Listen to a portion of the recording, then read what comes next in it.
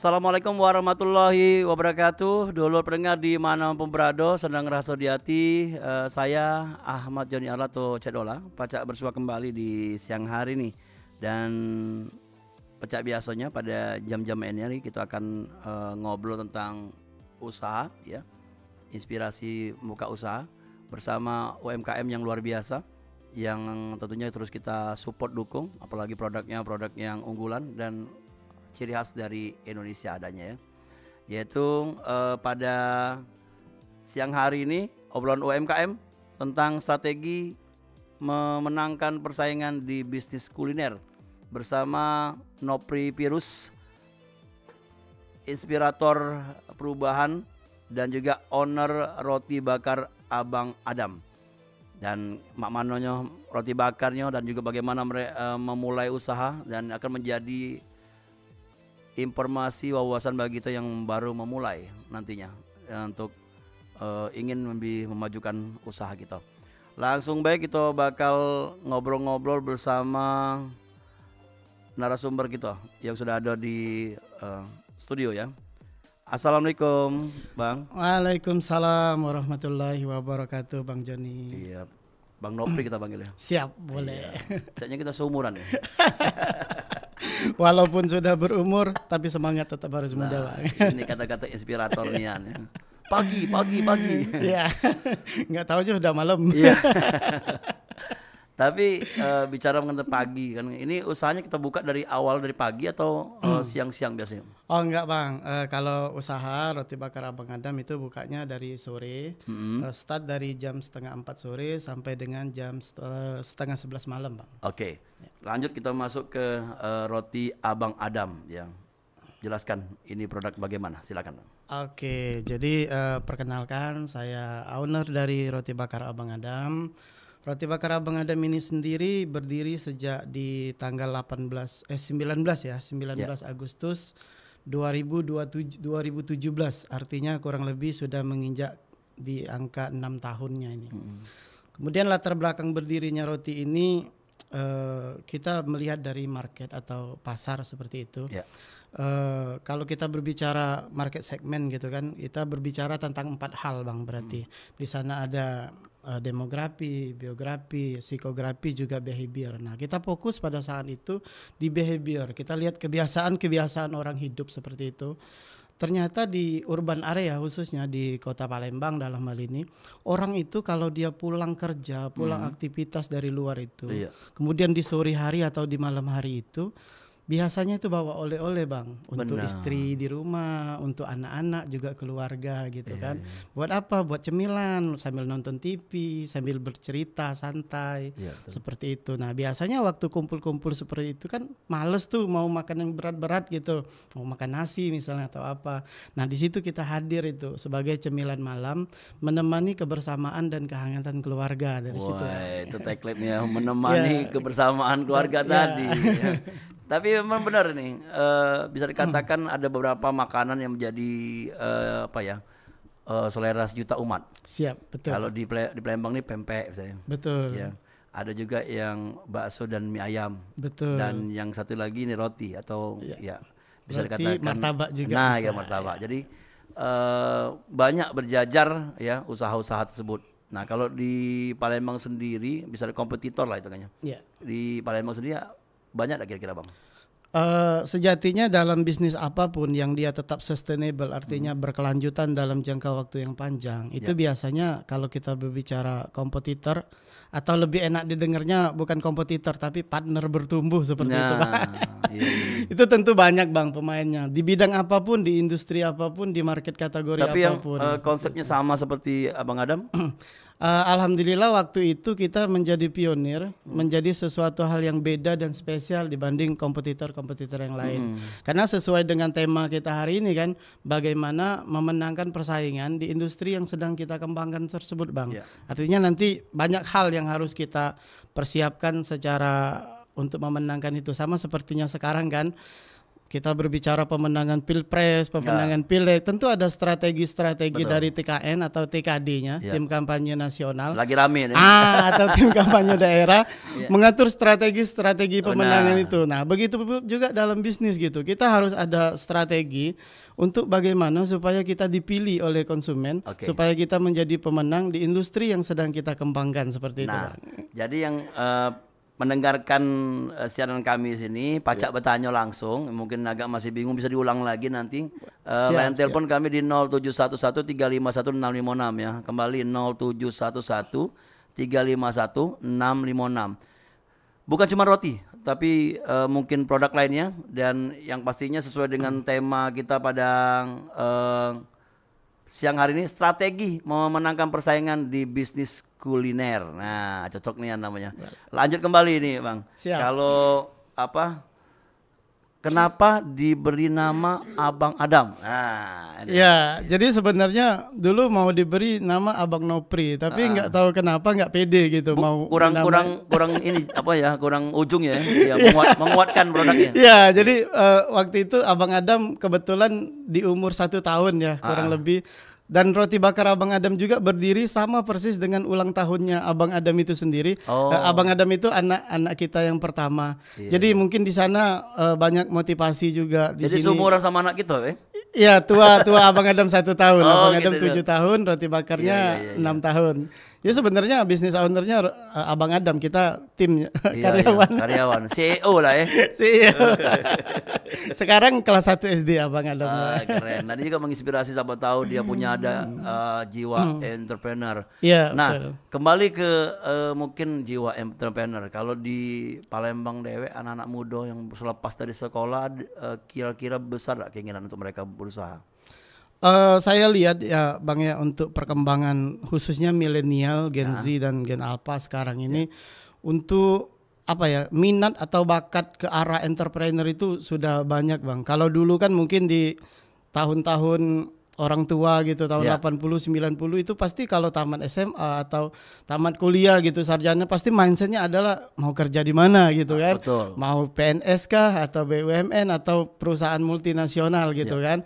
Nah, kalau sekarang ada pergeseran gitu Bang. Makanya anak-anak muda sekarang kan kadang bingung, ditanya kan sama orang tuanya, nanti tamat mau jadi apa gitu, mau jadi YouTuber gitu, mau jadi influencer atau mau jadi apa gitu. Nggak ada lagi, bahkan sangat sedikit angkanya tamat mau jadi tentara gitu atau gimana gitu. Nggak salah, ini bukan salah atau benar, tapi mungkin anak-anak muda sekarang udah terbuka gitu kan untuk beberapa profesi-profesi pilihan yang terbarukan seperti itu Bang. Oke, ya. Awal buka ini ya Bang ya. Ini kan kita lihat dulu kanan kiri depan belakang nih biasanya. Nah, ini termasuk dalam konsep atau juga bagaimana cara untuk kita melakukan usaha strategis lah ya. Nah, kira-kira apa yang dilakukan Bang Nopri di awal-awal kemarin? Jadi gini, kita itu nggak langsung buka Bang di awal-awal itu. Kurang lebih kita preparationnya itu di 3 bulan. Ya sama halnya seperti gini nih, seorang tentara katakan, dia tes lulus sampai Pantohir dan dinyatakan lulus sebagai Tentara Nasional Indonesia. Apa iya ketika dia baru lulus langsung disuruh perang nih kamu? Latihan dulu lah ya. Iya, pasti ada latihan dulu, pasti ada pendidikan dulu seperti itu. Begitu juga seorang polisi atau PNS pegawai, ada OJT atau training lain sebagainya. Nah, kebanyakan nggak semua, tapi kebanyakan yang saya lihat teman-teman sekarang itu kalau buka usaha itu langsung aja gitu. Akhirnya ya kalah karena nggak ada preparation atau persiapan. Artinya roti bakar Abang Adam di situ waktu di 6 tahun yang lalu sangat konsen untuk persiapan itu. Kita bagaimana membuka di hari pertama itu, strateginya adalah strategi pemenangan atau strategi menang di industri yang sedang kita kembangkan, dalam hal ini roti bakar Abang Adam. Jadi mulai dari produknya memang betul-betul kita validasi, kita survei, kita lihat nih secara kawan seperti apa gitu, kelebihannya di mana, kekurangannya di mana gitu kan. Kemudian dari segi lokasi memang benar-benar kita lihat apakah ketika orang lewat itu terlihat atau tidak kita itu. Terus dari sisi parkirnya, kemudian dari sisi pricing atau harganya, semuanya kita preparation karena kita menyiapkan sesuatu hal ini untuk menang, untuk bisa dipilih. Karena kan berbicara soal industri ini kan banyak nih, bukan hanya kita. Contoh misalnya di Pelaju itu yang buka roti bakar yang sejenis dengan kita itu ada kurang lebih 24 gerobak, Bang. Tapi ini bukan bentuknya roti bakar ya? Ini roti bakar. Bisa dibuka tuh, bisa Bisa. dicontohkan karena di gambarnya sudah kelihatan bahwa Iya. ini bentuknya roti, tapi apakah dibakar atau hanya dipoles-poles aja? Ini dibakar juga, Bang. Jadi seperti ini. gitu ya. Ada topping keju di atasnya. Jadi semua rasa apapun itu kita dapat topping keju free. Ya. Kemudian pemilihan toppingnya juga kita banyak, mulai dari topping yang biasa sampai ke topping yang spesial khas dari roti bakar Abang Adam. Iya, ciri khasnya sudah dengar dari aromanya dari sini. Ya, nanti boleh kita cicip bersama, Bang. Dan untuk kembali ke kualitas ya. Iya. Ini kebanyakan orang-orang nih ya biasa-biasa. Karena beberapa teman-teman memang ya buka usaha. Ada teman yang di Kertapati itu buka martabak. Maju dari yang lainnya. Kalian memang kualitas. Nah, memang diutamakan enggak kualitas? Iya, jadi untuk khususnya kuliner itu yang utama itu banyak sebenarnya. Ya. Tapi yang prioritas itu ada dua, Bang. Pertama, kualitas dari produk itu sendiri. Kemudian kualitas dari pelayanannya. Karena ada orang beli produknya oke nih, tapi pelayanannya cuek, nggak oke. Akhirnya orang tidak untuk repeat order atau pembelian ulang. Begitupun sebaliknya, dari segi pelayanannya oke, tapi produknya nggak oke, akhirnya nggak juga repeat order. Nah, kita memang benar-benar konsen bagaimana produknya oke dan pelayanannya juga oke. Itu makanya saya bilang sama adik-adik di lapangan tim gitu. Kakak bisa memaklumi untuk semua hal, tapi tidak untuk dua hal, yaitu produk, kualitas produk, kemudian kualitas layanan. Kalau yang lain kita benahi sama-sama, gitu. Seperti itu, Bang. Dari awal sampai sekarang 6 tahun ya. Iya. Itu harga awalnya berapa kemarin? Kalau untuk harga kita mengikuti, Bang. Yang Dulu dari awal? Di awal itu mulai dari 14.000. Sekarang udah mulai dari 15.000. Iya, maksudnya masih terjangkau lah ya. Masih terjangkau lah. iya. Memang kita Kadang orang nih agak udah maju naik ke dikit, iya. naik ke banyak. Ini ternyata cuman 1.000-2.000 lah naik. Iya, kita menyesuaikan karena juga nanti ada strategi pricing bagaimana kita bisa menjual di harga yang enggak terlalu tinggi. Bagaimana Karena itu? ada sensitivitas harga di situ. Walaupun produknya oke, tapi kalau harganya udah terlalu over, artinya ketinggian, orang mikir juga untuk repeat order gitu kan. Karena di bisnis apapun ketika repeat ordernya nggak jalan, itu bisnis nggak akan bertahan lama, Bang. Iya, Karena mencari konsumen baru itu bukan hal-hal yang mudah. Ya jujur saja roti bakar Abang Adam itu konsumennya ya itu aja, paling nambahnya 1, 2, 3 gitu. Ya, siapa tahu saya juga nambah sih. Dan ya mungkin kembali, bukan saya yang nambahi atau saya mencicipi. Dan dari mulut ke mulut, dari promosi person-person itu yang luar biasa sekali. Nah, Betul, Bang. itu yang harus kita jaga, Bang. Betul. Memang justru di awal-awal roti bakar itu nggak konsen sama marketing. Bahkan bisa dibilang di 1 tahun pertama itu marketingnya itu tidak jalan sama sekali. Artinya memang banyak dari rekomendasi orang-orang yang pernah beli gitu. Dia merekomendasikan ke orang tuanya, ke adiknya, ke temannya, ke saudaranya gitu. Karena kita dapat data dari mana? Banyak yang datang yang baru gitu di tahun-tahun pertama, kedua gitu kan. Kami beli, ada kemarin teman yang ngasih tahu kalau roti bakarnya di sini oke gitu. Enak ya. Iya. Jadi promosi gratis gitu lah. Variannya dari awal sampai sekarang ada perubahan? Banyak, Bang, banyak penambahan. Sekarang itu udah di 51 varian. Wow. Mulai dari varian rasa yang biasa sampai ke varian rasa yang spesial. Kemudian juga itu hanya daftar menunya 51 itu. Konsumen juga bebas memilih, Bang, di kita. Mau ini campur ini mau campur ini. Pokoknya gimana maunya konsumen selagi produknya ada dan variannya ada, pokoknya kita sediakan seperti Yang itu. best sellernya apa itu? Kalau best sellernya kalau anak-anak muda rasa yang pernah ada, Bang. Ya, emang nama merek atau Enggak, Bang, itu hanya intermezzo Iya. saja. Kalau untuk yang biasa ya seperti biasa coklat, serikaya, keju. Kemudian untuk yang varian-varian yang spesialnya ada di Nutella, Coco Maltin, kemudian Itu lebih mahal lagi ya? Ya, ada di tiramisu. Karena produk-produknya gitu. unggulan ya? Ya, produknya unggulan secara kualitas juga jauh, Bang, rasanya gitu kan. Green tea gitu Ya, green tea ada juga yang gitu. merah-merah atau apa? Apa itu, Bang? Velvet Ada ya. banyak, Bang. Iya. Lengkap termasuk rasa yang pernah ada tadi. Iya. Rasa pindang kan rasa pindang? Enggak ada. Ya luar biasa sekali saya ngobrol sama Bang Nopri, tidak terasa yang kita teruskan ngobrol ini. Kalau mungkin orang-orang yang mengerti tentang strategi dan menginspirasi ini luar biasa seperti Nopri ini. Lokasinya di mana? Untuk lokasi kita sekarang lagi sudah ada di 2 titik, Bang. Itu pertama di Tangga Takat Pelaju, kemudian di Jakabaring. Sering lewat Tangga Takat tuh. Iya. Iya. Nah ini sekarang kita insya Allah sudah Lebaran ini sekarang sedang preparation untuk buka di tempat Abang nih di Kertapati, Bang. Iya. Kemudian nanti setelah Kertapati kita akan buka di setiap kecamatan seluruh Kota Palembang. Mohon Jangan doa, lupa Bang. mengundang kita nanti. Siap Bang, kita undang, Bang. Launching itu pakai kios atau gimana tuh? Kita pakai gerobakan, Bang, karena sistem bisnisnya, model bisnisnya take away. Kita di tahun ketiga dulu pernah buka cabang dengan sistem konsep kios, tapi nggak maksimal. Karena tidak menjadi menarik karena menengah ke bawah tadi ya? Enggak juga, Bang, karena kemudahan orang berbelanja itu salah satu faktor kesuksesan dari bisnis, Bang. Jadi kalau kios itu kan orang harus parkir dulu. Betul. Kemudian kalau parkirnya penuh orang jadi males gitu untuk parkir. Kemudian ada biaya parkir kadang-kadang. Tapi kalau di gerobakan gitu langsung. Di outlet, dia kadang dari mobil ya, di atas mobil itulah nanti kita yang antar. Kemudian di motor, di atas motor itulah paling kita sediain kursi gitu. Tapi ada keinginan untuk buka kios besarnya jadi kayak apa ya, pusat sentranya? Untuk roti bakar Abang Adamnya enggak, Bang, seperti itulah, karena kita udah coba di kios itu enggak maksimal karena sistemnya kita take away gitu, beli langsung bawa pulang.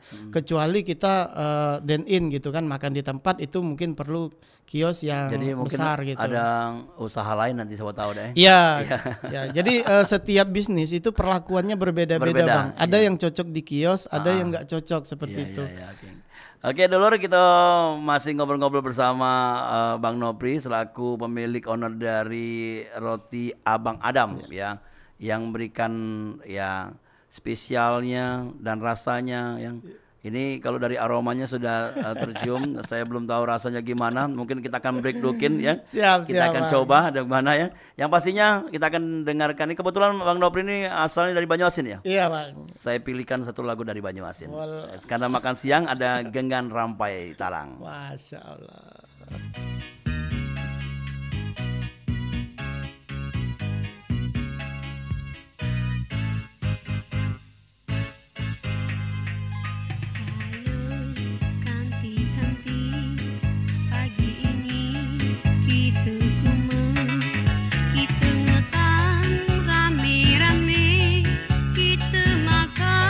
Sama-sama. Ayo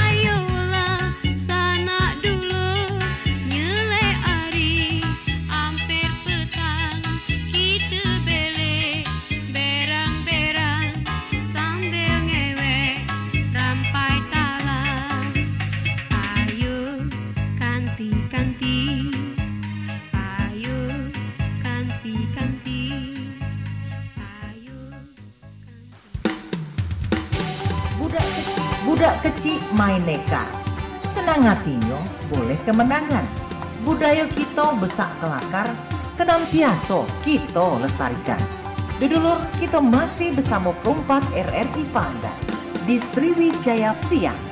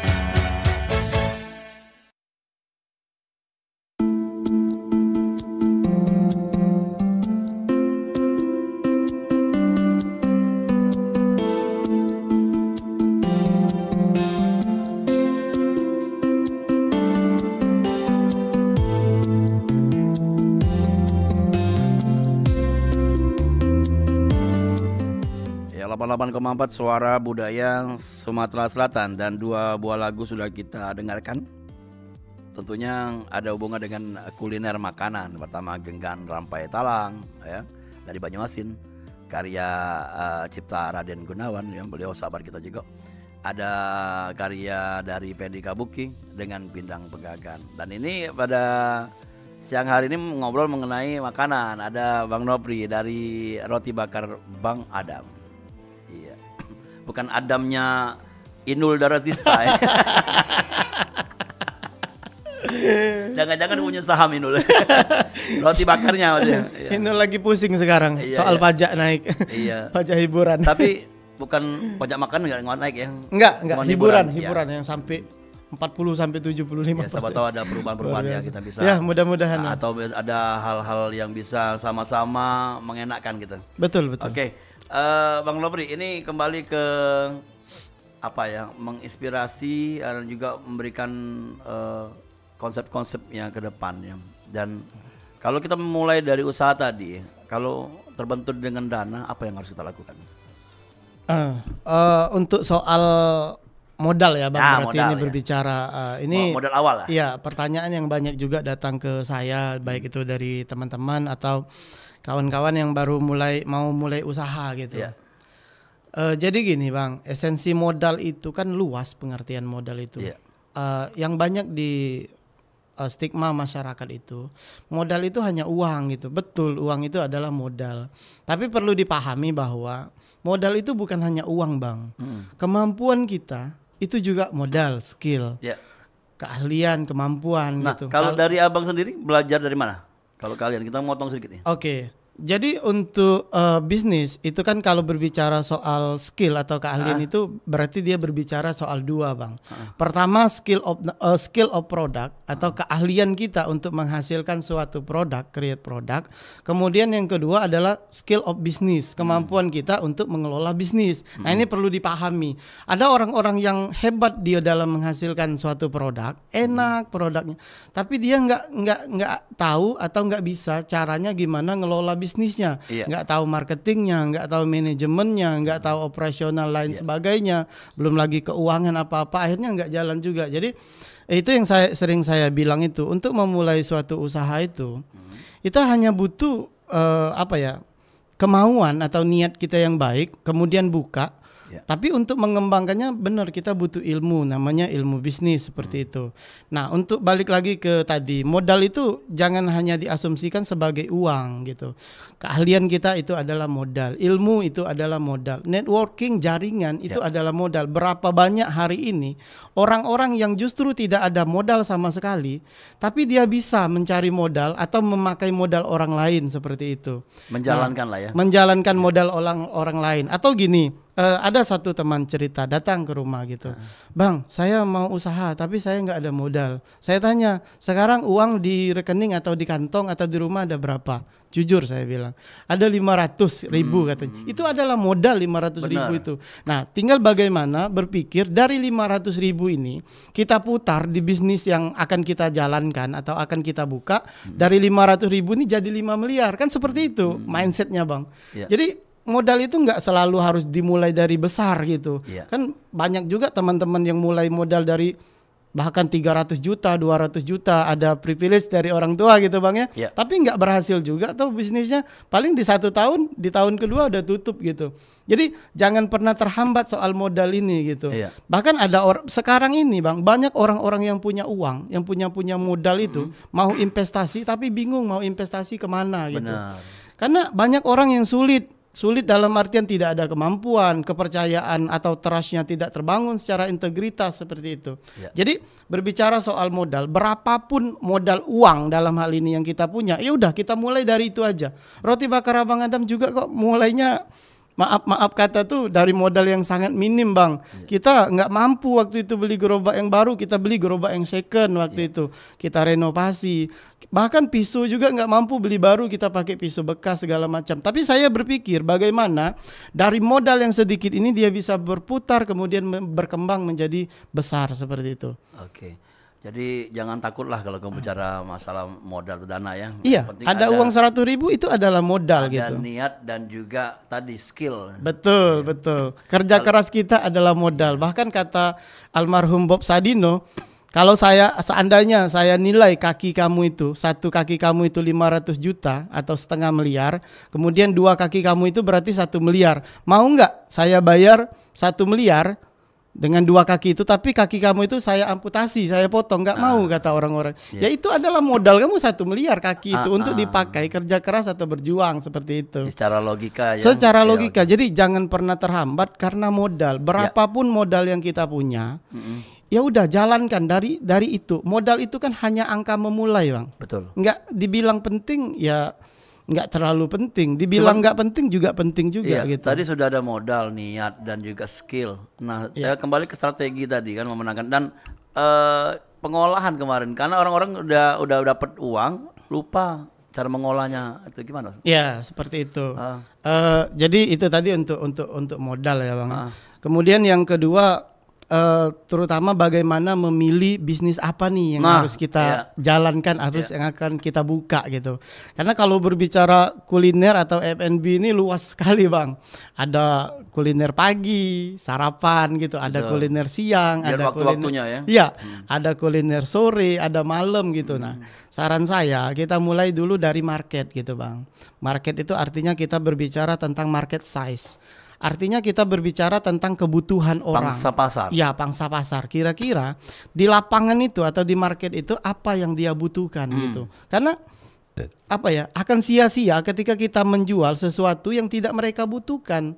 Bahkan banyak sekarang orang-orang yang spam bisa dikatakan di grup-grup promosi ini, promosi itu sangat menyebalkan kadang-kadang bagi orang-orang yang tidak butuh gitu.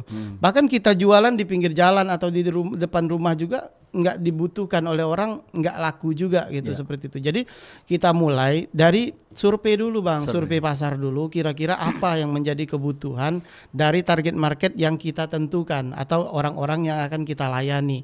Nah kalau kayak roti bakar Abang Adam tadi kan jelas tuh di awal kita mapping gitu bahwa kita akan melayani keluarga atau orang-orang yang butuh cemilan malam untuk menemani santai bersama keluarga. Sampai jam berapa bukanya? Sampai jam 10:30 malam. Dari Bang. sore jam 3, jam 4 ya? Dari jam 10:30 sampai jam 10:30 malam seperti itu. Iya. Jadi yang begadang-begadang, nah ini ada roti bakar Abang Adam. Dan lanjut kembali Bang. Silakan. Jadi gitu, setelah kita tahu kira-kira siapa yang akan kita layani atau yang dibutuhkan oleh orang itu, apapun produknya, misal nasi gitu atau nasi dalam hal sarapan. Nah kita harus tahu kira-kira orang-orang seperti apa yang butuh sarapan seperti itu. Misal kita cari titik-titik lokasi yang di dekat mahasiswa atau mahasiswi gitu. Biasanya notabene anak-anak mahasiswa atau mahasiswi itu dia nggak buat sarapan Bang.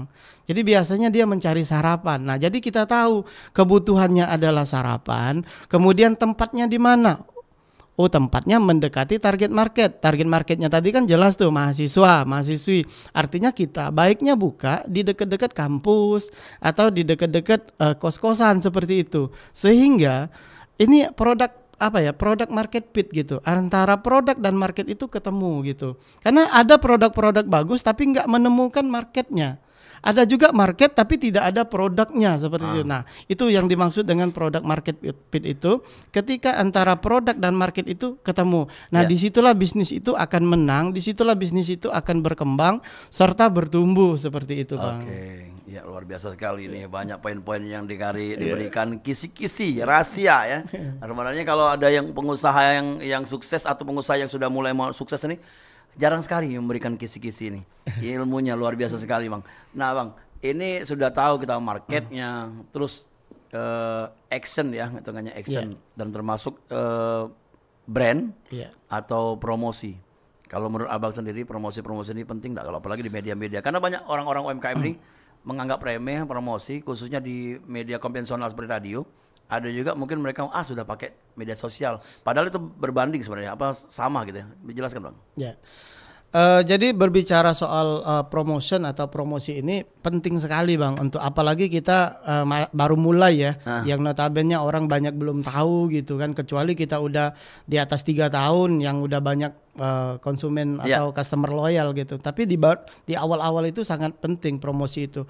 Nah, untuk kita baru-baru mulai, semuanya itu kita manfaatkan semaksimal mungkin, baik itu promosi offline ataupun juga promosi online dengan digital marketing seperti itu, baik itu di WA, di Facebook, di IG ataupun di TikTok ya Bang, sekarang ya lagi hype ya, juga di YouTube. Semuanya kita manfaatkan untuk supaya promosi itu kan marketing, artinya bagaimana orang tahu.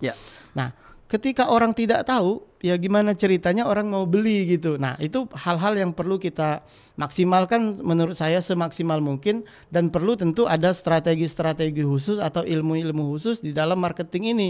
Termasuk juga marketing dalam pemilihan tempat, itu juga kan bagian dari marketing, bagaimana tempat kita terlihat seperti itu. Karena banyak orang-orang tuh yang dia menentukan titik-titik itu yang tidak terlalu terlihat gitu. Nah, bagaimana orang mau beli ketika orang tidak tahu seperti itu. Nah, jadi ini semuanya kita maksimalkan, baik itu di offline ataupun juga di online. Jangan juga mentang-mentang sekarang kita sudah rananya ke online, semuanya online sehingga offline-nya kita abaikan, enggak juga seperti itu. Jadi semuanya berjalan. Kombinasi lah Bang. Oke. Sudah semuanya berjalan, dan kadang orang-orang nih tadi seperti saya tanyakan pengaturan keuangan kembali nih, penting nggak kira-kira? Oh, itu sangat penting Bang. Jadi berbicara bisnis adalah berbicara soal uang gitu.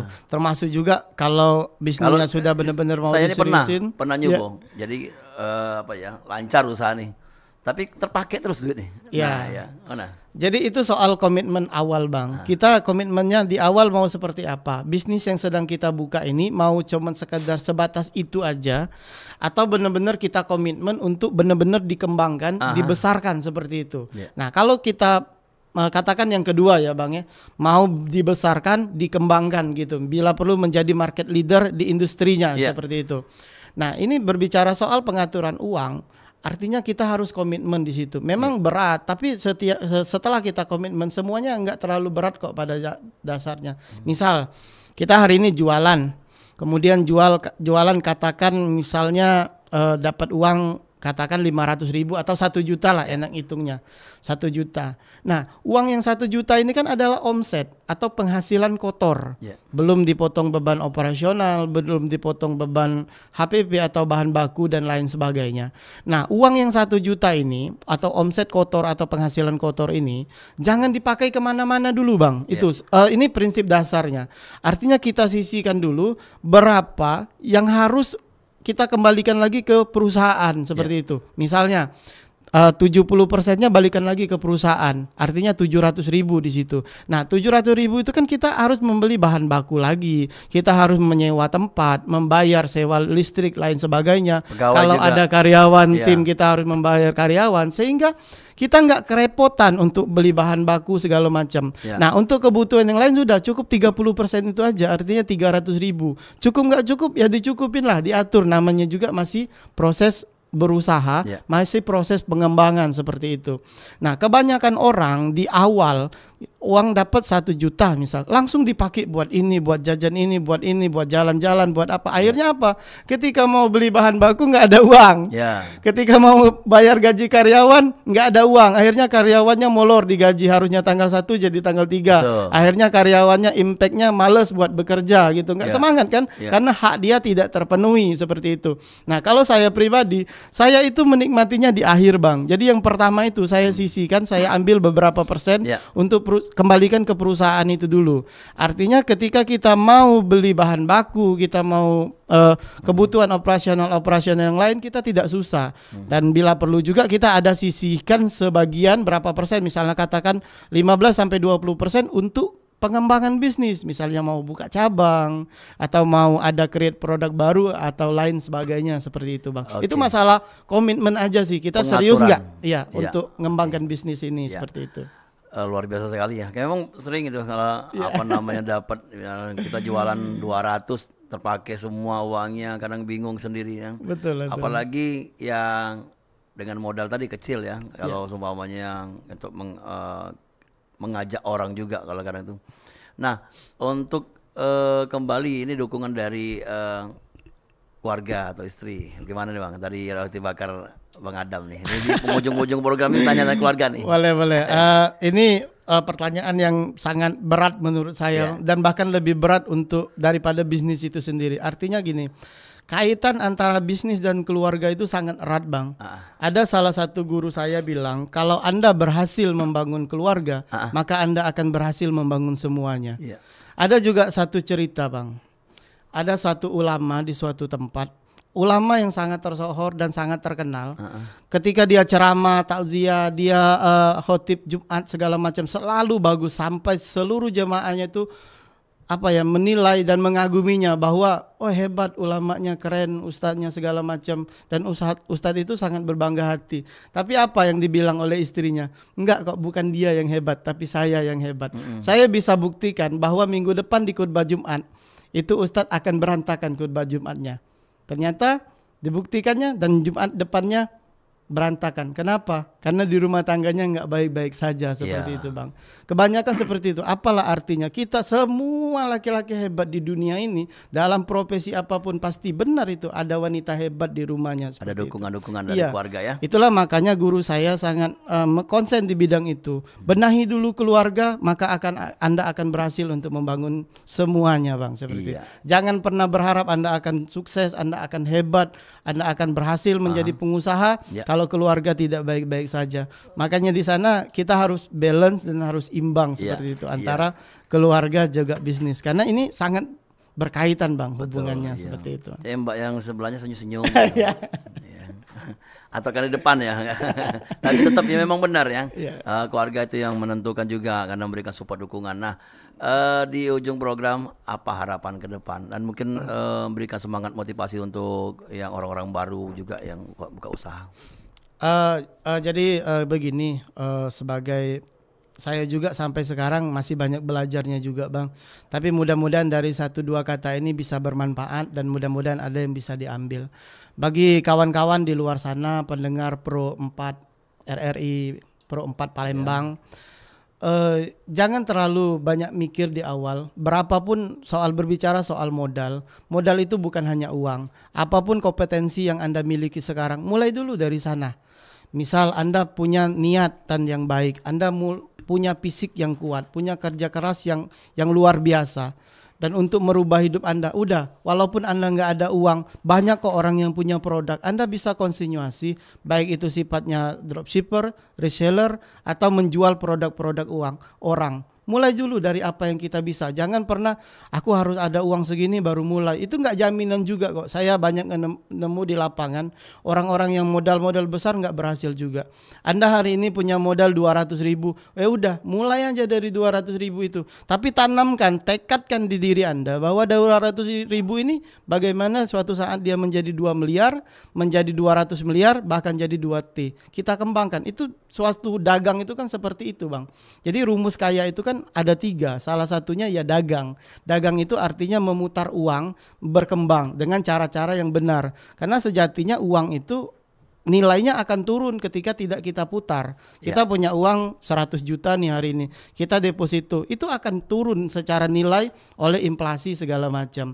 Jadi untuk menambah nilai uang itu atau untuk mengembangkannya itu salah satunya dengan perdagangan. Yang kedua dengan investasi, yang ketiga dengan sedekah. Hanya 3 itu saja caranya Bang, nggak banyak kok. Nah tinggal kita mau pilih nih mau cara mana. Yang terakhir juga dia diwajibkan juga ya kita kalau dapat hasil sedekah gitu. Betul. Karena luar biasa itu, bertumbuh gitu. Betul. Dan menjadi manfaat juga. Iya, amin ya, alhamdulillah. Dan makasih Bang Nopri dari Roti Bakar Abang Adam. Abang Adamnya lagi ya menikmati juga kayaknya. Popcorn.